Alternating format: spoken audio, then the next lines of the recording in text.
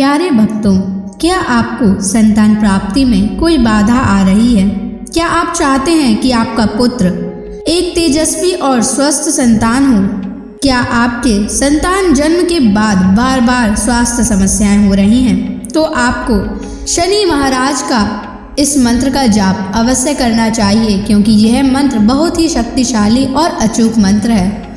इस मंत्र के नियमित 108 बार जाप करने मात्र से ही आपका पुत्र तेजस्वी और बुद्धिमान हो जाएगा और गर्भधारण में आ रही बाधाएं समाप्त हो जाएंगी। संतान दीर्घायु और बुद्धिमान बन जाएगा। इसलिए प्यारे भक्तों, आप शनि देव के इस महामंत्र का जाप अवश्य करें। और जब भी आप इस मंत्र का जाप करें तो इस वीडियो को अपने मोबाइल फोन पर या स्पीकर पर चलाकर छोड़ दें, ताकि आप बिना कोई समस्या के इस महामंत्र का जाप कर पाएं।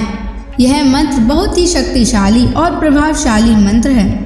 इस मंत्र के जाप से पुत्र प्राप्ति के योग भी प्रबल होते हैं और संतान का जीवन सुरक्षित और सुखद होता है। घर में खुशहाली और समृद्धि बनी रहती है। इसलिए प्यारे भक्तों, अगर आप भी चाहते हैं कि आपका पुत्र हमेशा खुश रहे, तो आप इस मंत्र का जाप अवश्य करें और नियमित 108 बार करें और पूरी श्रद्धा के साथ करें। तभी आप शनि महाराज के असीम कृपा के भागी बन पाओगे।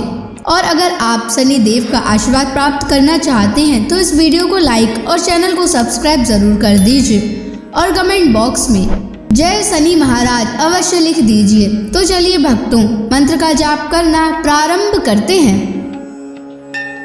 ओम ह्रीं श्रीं क्लीं शन शनैश्चराय महाक्रूराय नमः। ओम ह्रीं श्रीं क्लीं शन शनैश्चराय महाक्रूराय नमः। ओम ह्रीं श्रीं क्लीं शन शनैश्चराय महाक्रूराय नमः। ओम ह्रीं श्रीं क्लीं शन शनैश्चराय महाक्रूराय नमः।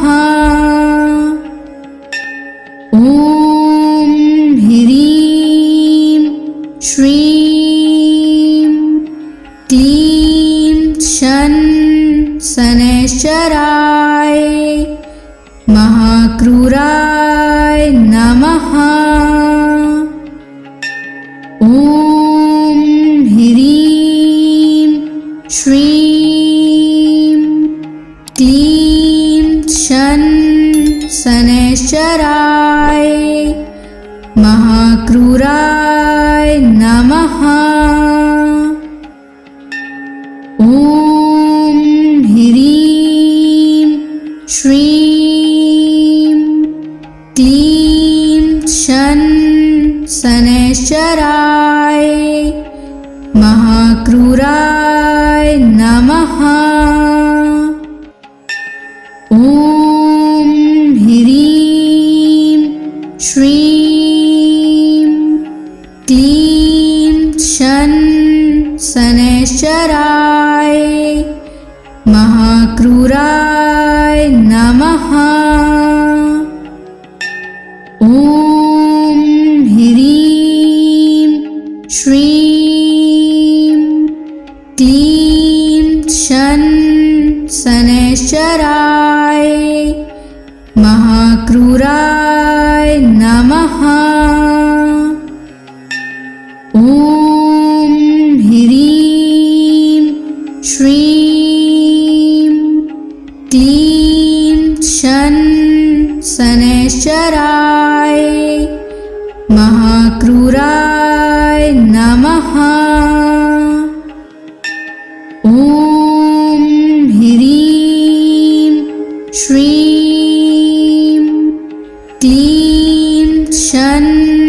शनैश्चराय महाक्रूराय नमः।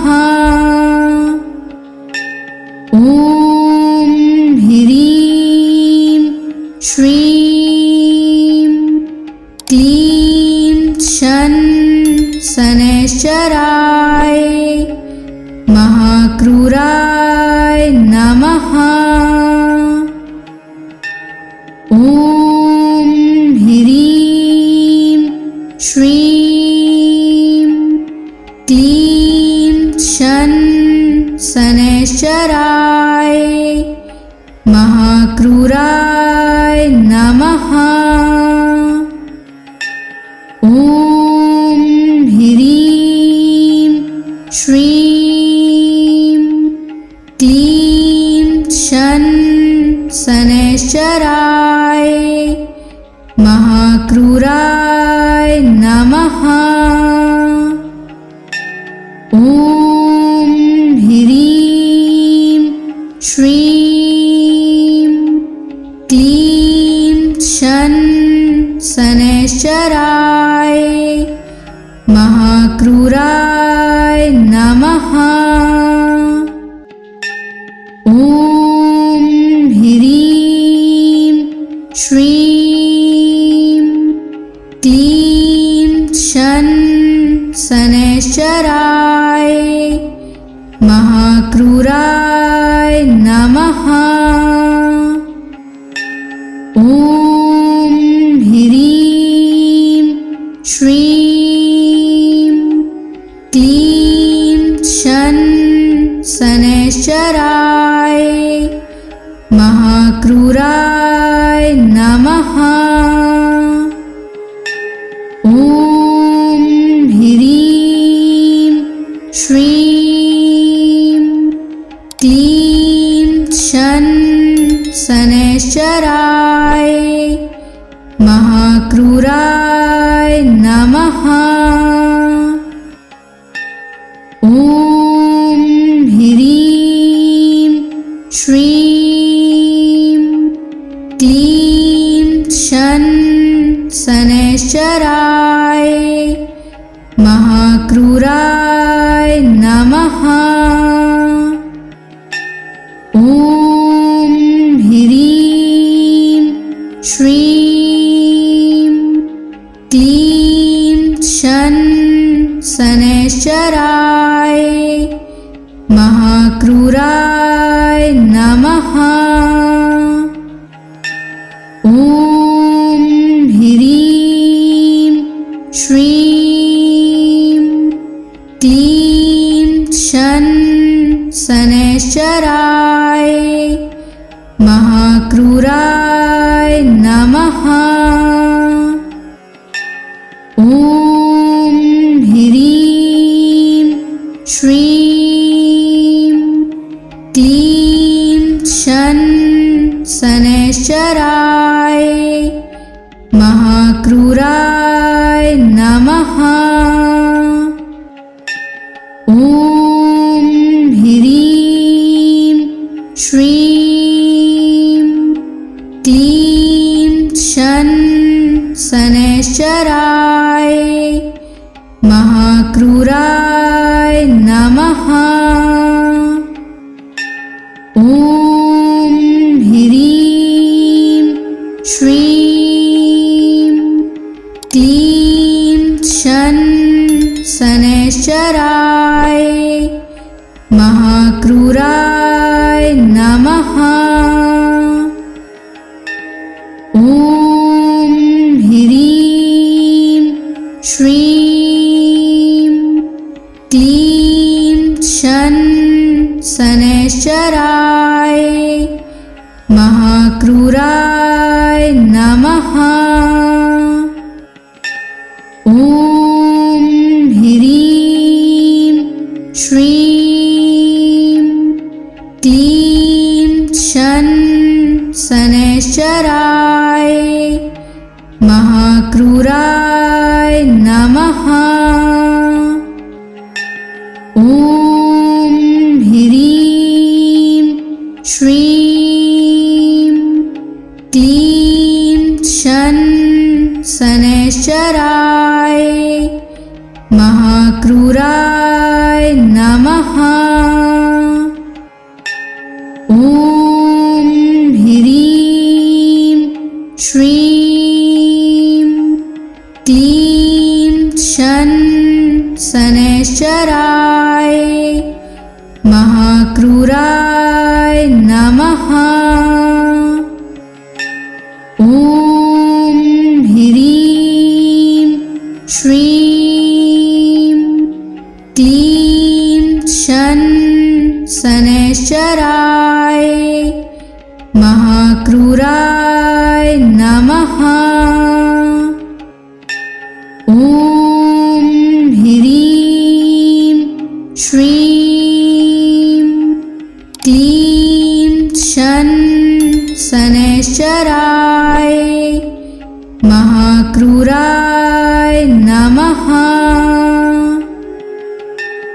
ॐ ह्रीं श्रीं क्लीं शन शनैश्चराय महाक्रूराय नमः। ॐ ह्रीं श्रीं क्लीं शन शनैश्चराय महाक्रूराय नमः।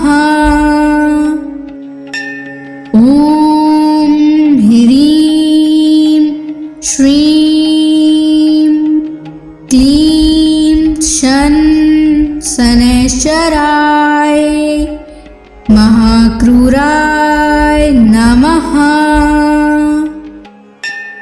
ॐ ह्रीं श्रीं क्लीं शन शनैश्चराय महाक्रूराय नमः।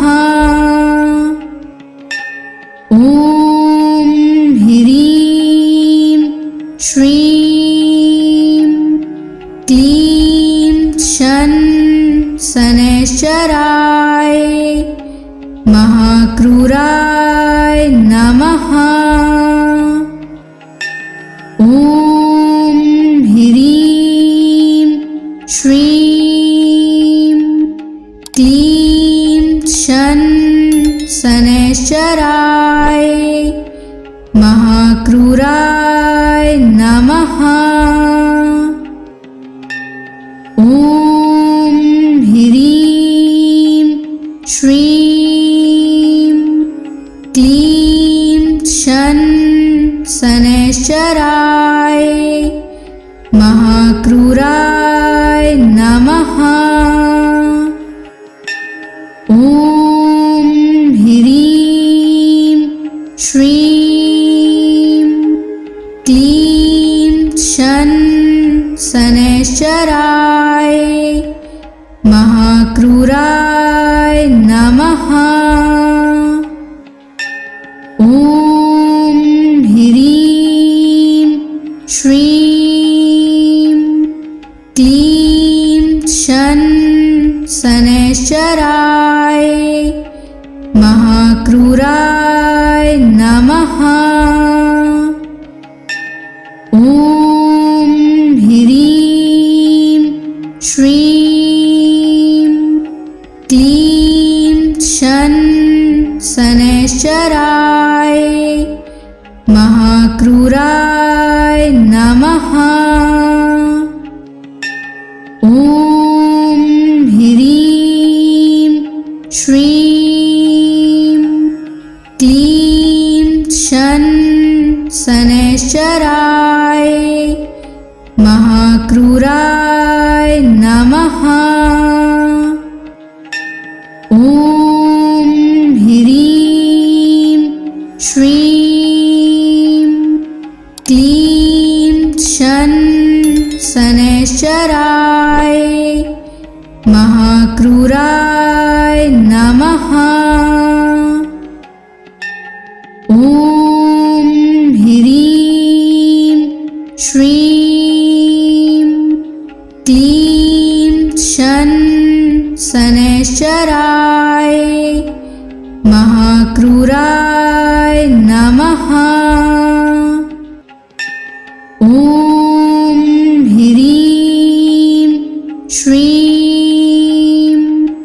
क्लीं शन शनैश्चराय महाक्रूराय नमः।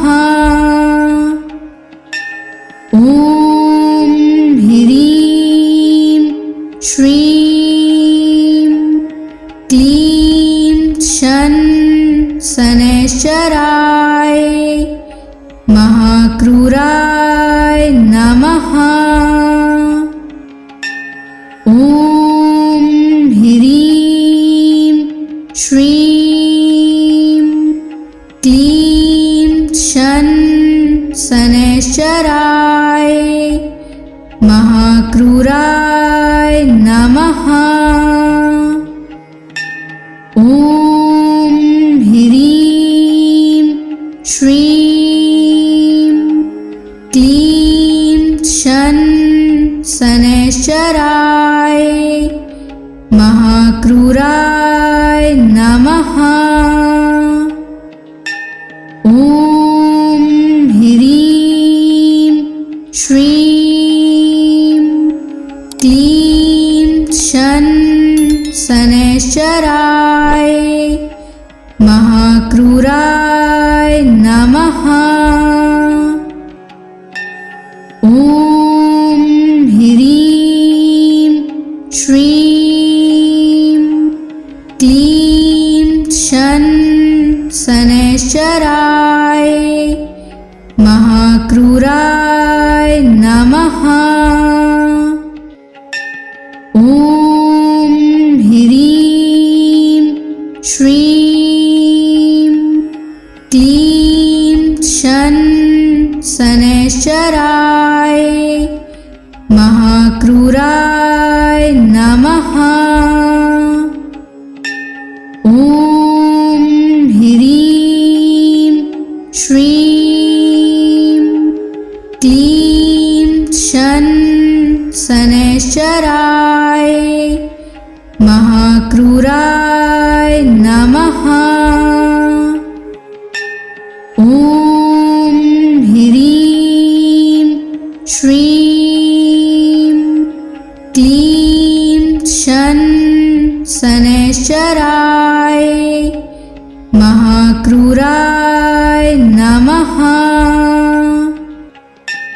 ॐ ह्रीं श्रीं क्लीं शन शनैश्चराय महाक्रूराय नमः।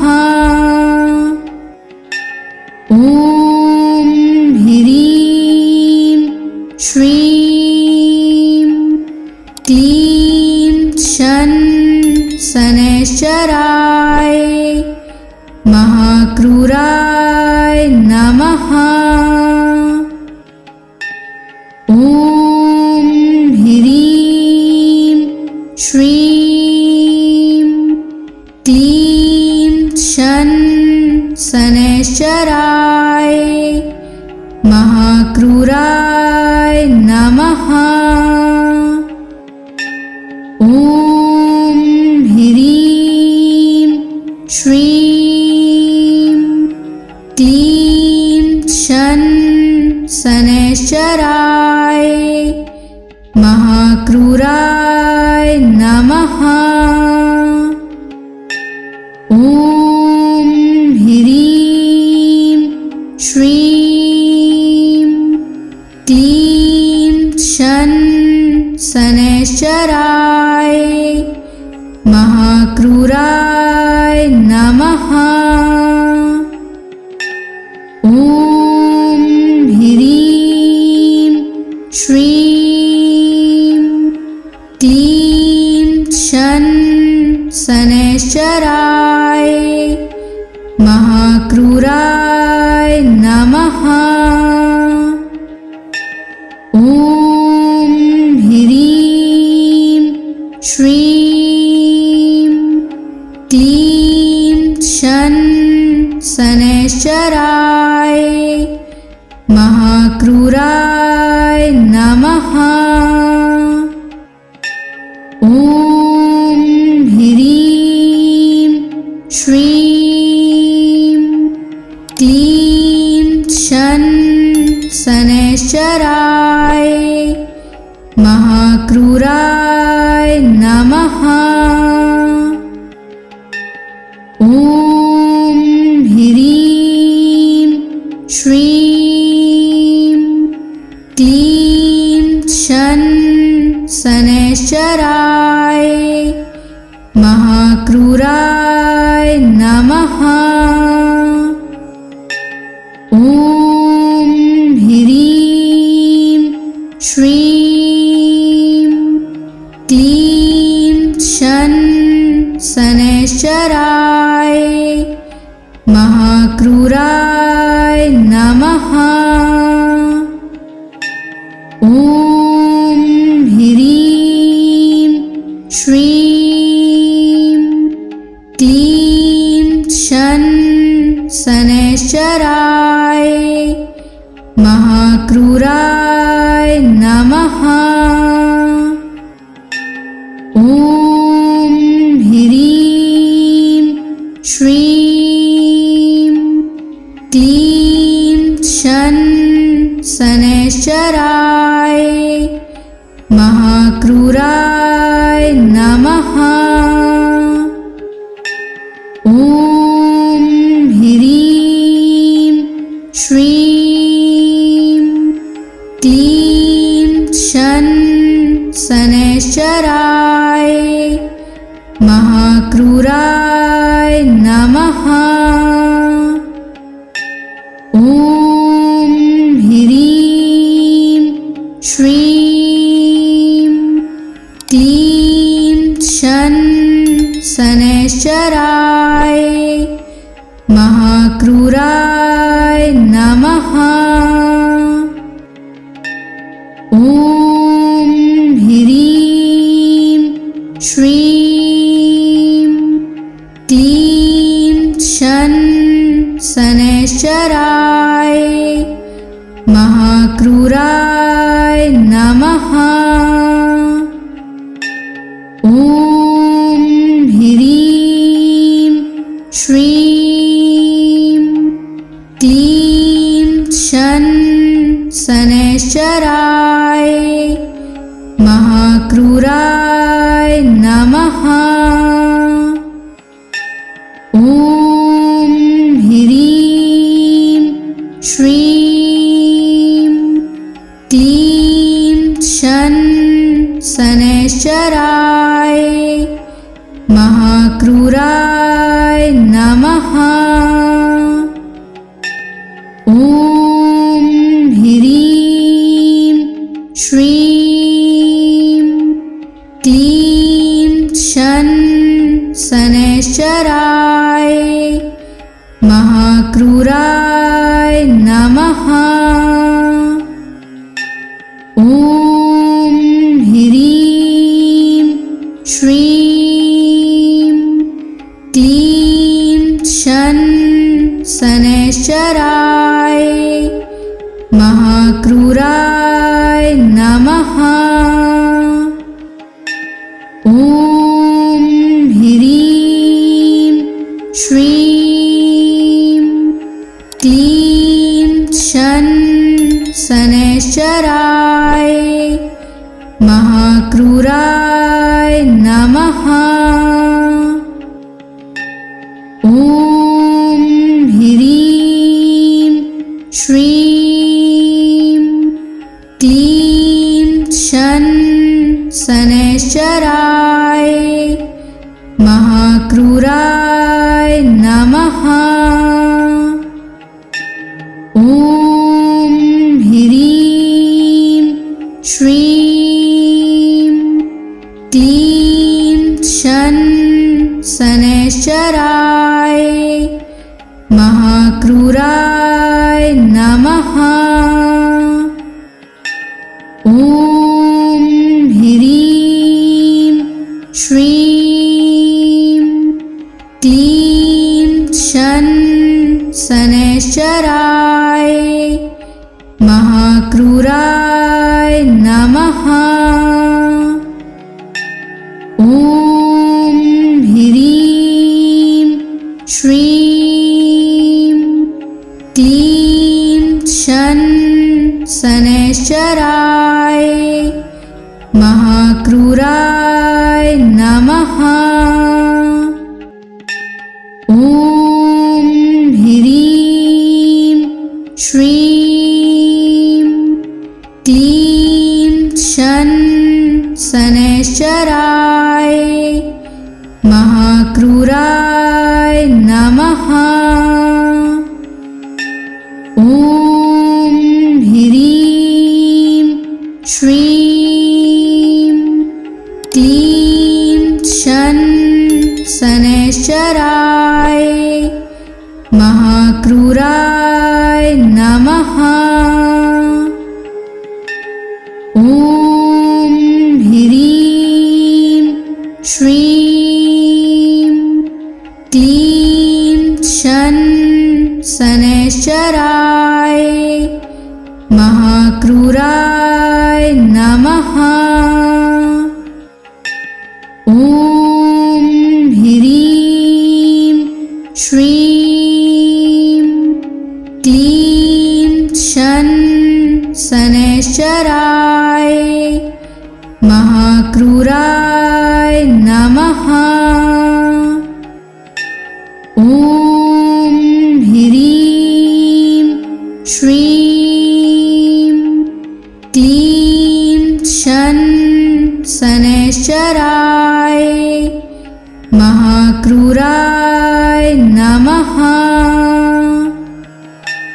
ॐ ह्रीं श्रीं क्लीं शन शनैश्चराय महाक्रूराय नमः। ॐ ह्रीं श्रीं क्लीं शन शनैश्चराय महाक्रूराय नमः। ॐ ह्रीं श्रीं क्लीं शन शनैश्चराय महाक्रूराय नमः। ॐ ह्रीं श्रीं क्लीं शन शनैश्चराय महाक्रूराय नमः। ॐ ह्रीं श्रीं क्लीं शन शनैश्चराय महाक्रूराय नमः। ॐ ह्रीं श्रीं क्लीं शन शनैश्चराय महाक्रूराय नमः। ॐ ह्रीं श्रीं क्लीं शन शनैश्चराय महाक्रूराय नमः। ॐ ह्रीं श्रीं क्लीं शन शनैश्चराय महाक्रूराय नमः।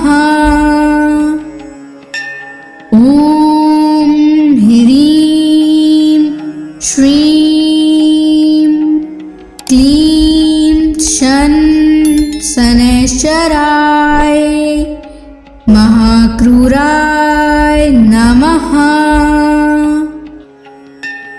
ॐ ह्रीं श्रीं क्लीं शन शनैश्चराय महाक्रूराय नमः।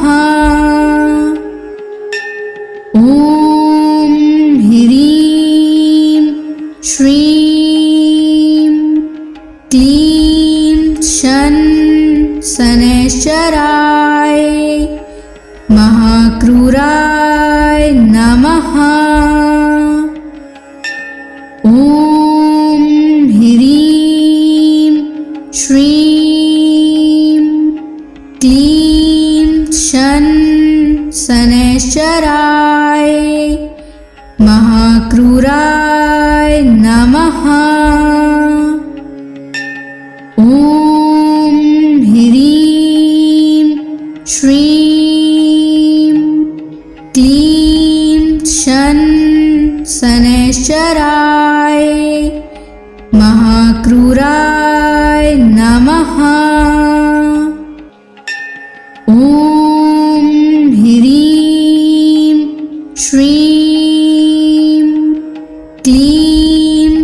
शन शनैश्चराय महाक्रूराय नमः।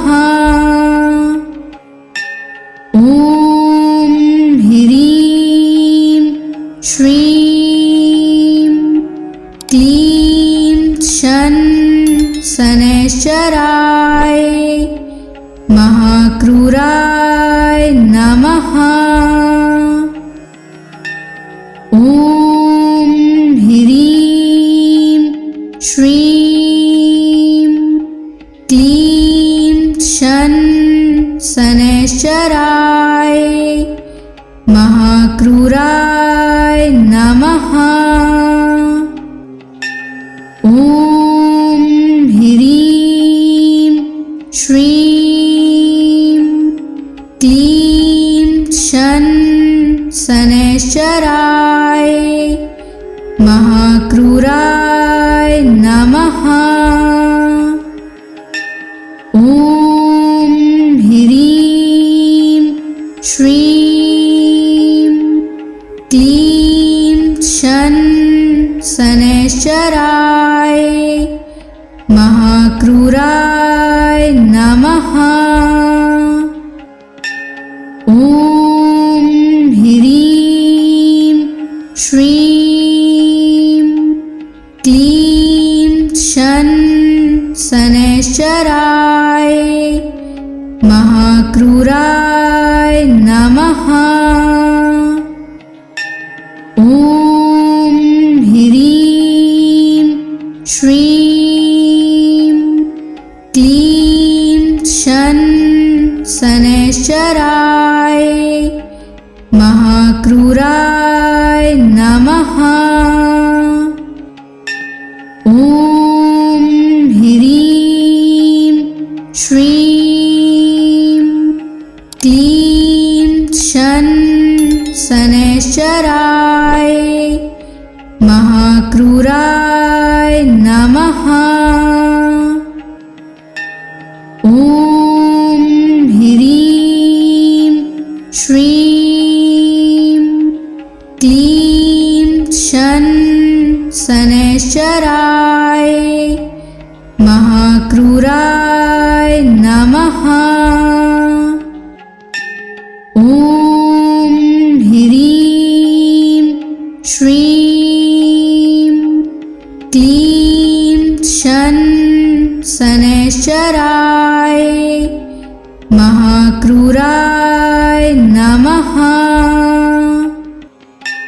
ॐ ह्रीं श्रीं क्लीं शन शनैश्चराय महाक्रूराय नमः। ॐ ह्रीं श्रीं क्लीं शन शनैश्चराय महाक्रूराय नमः।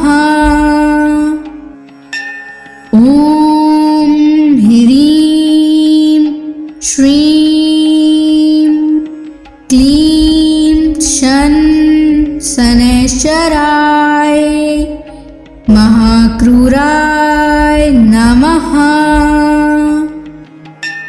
ॐ ह्रीं श्रीं क्लीं शन शनैश्चराय महाक्रूराय नमः। ॐ ह्रीं श्रीं क्लीं शन शनैश्चराय महाक्रूराय नमः। ॐ ह्रीं श्रीं क्लीं शन शनैश्चराय महाक्रूराय नमः। ॐ ह्रीं श्रीं क्लीं शन शनैश्चराय महाक्रूराय नमः। ॐ ह्रीं श्रीं क्लीं शन शनैश्चराय महाक्रूराय नमः। ॐ ह्रीं श्रीं क्लीं शन शनैश्चराय महाक्रूराय नमः। ॐ ह्रीं श्रीं क्लीं शन शनैश्चराय महाक्रूराय नमः। ॐ ह्रीं श्रीं क्लीं शन शनैश्चराय महाक्रूराय नमः। ॐ ह्रीं श्रीं क्लीं शन शनैश्चराय महाक्रूराय नमः। ॐ ह्रीं श्रीं क्लीं शन शनैश्चराय महाक्रूराय नमः। ॐ ह्रीं श्रीं क्लीं शन शनैश्चराय महाक्रूराय नमः। ॐ ह्रीं श्रीं क्लीं शन शनैश्चराय महाक्रूराय नमः। ॐ ह्रीं श्रीं क्लीं शन शनैश्चराय महाक्रूराय नमः। ॐ ह्रीं श्रीं क्लीं शन शनैश्चराय महाक्रूराय नमः। ॐ ह्रीं श्रीं क्लीं शन शनैश्चराय महाक्रूराय नमः।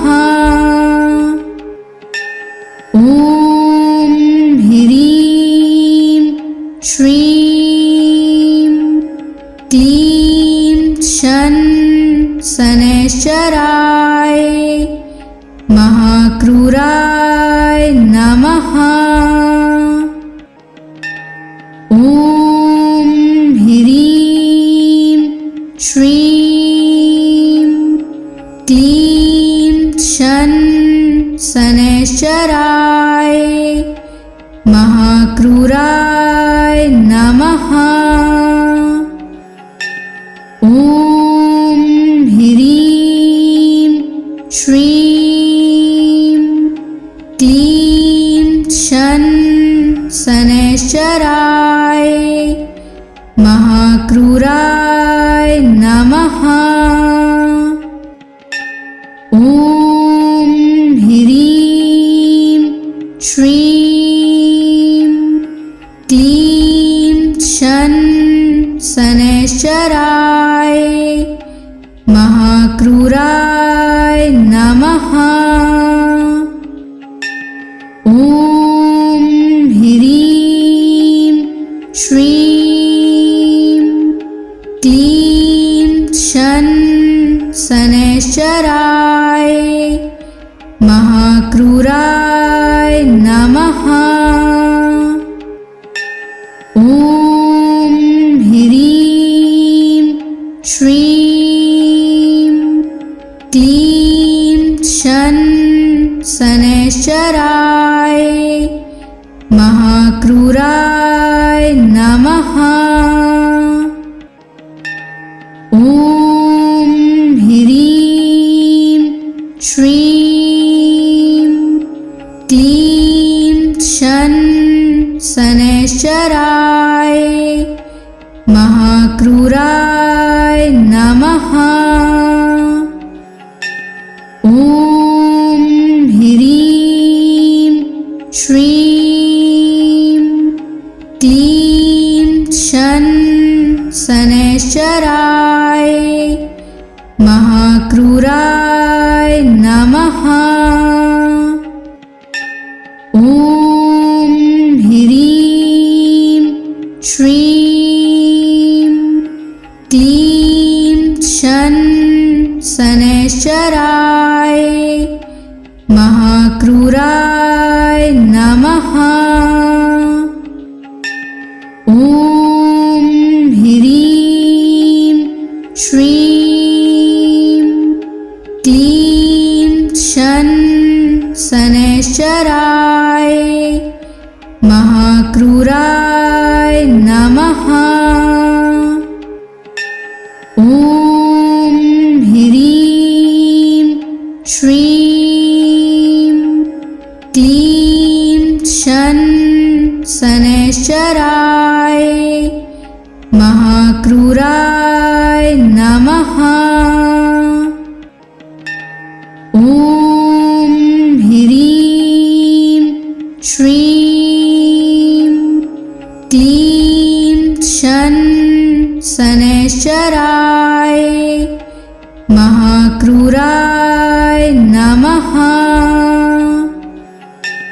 ॐ ह्रीं श्रीं क्लीं शन शनैश्चराय महाक्रूराय नमः।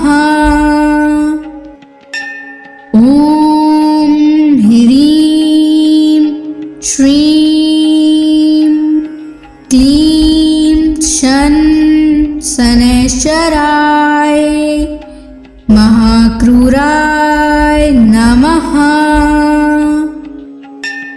ॐ ह्रीं श्रीं क्लीं शन शनैश्चराय महाक्रूराय नमः।